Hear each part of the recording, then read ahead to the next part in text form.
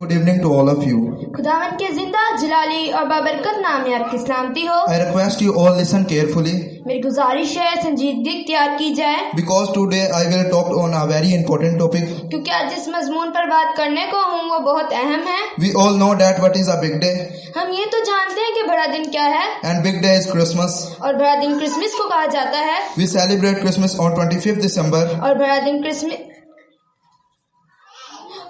25 दिसंबर को मनाया जाता है, Because Jesus was born this day.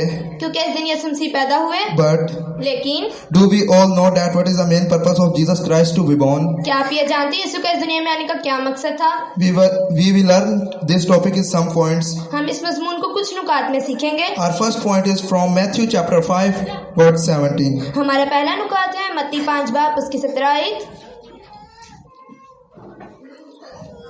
Think that not came to destroy the law or the prophets. I didn't come to destroy but to fulfill. Amen.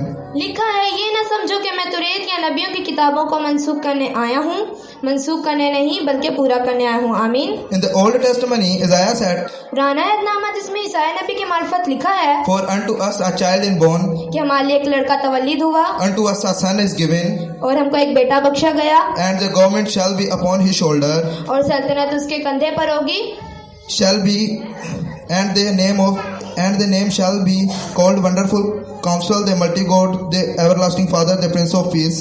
और उसका नाम अजीब machine खुदा कादिर अब्दियत का बाप सलामती का शहजादा होगा। To fulfill the prophecy came to the world. और ये बात पूरी हुई कि इस दुनिया में आए। Our second point is from 1 Corinthians 1 chapter 15 verse.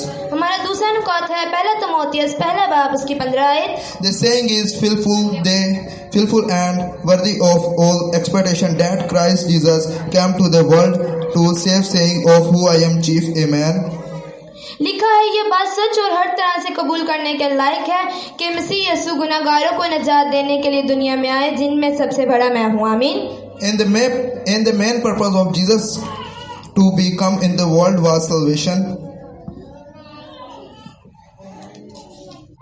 The main purpose of Jesus to come in the world was salvation. जो मकसद था यीशु मसीह का वो निजात का था। When Adam saying away from God, जब आदम ने गुनाह किया और खुदा की नाफरमानी तो हम खुदा से दूर हो गए।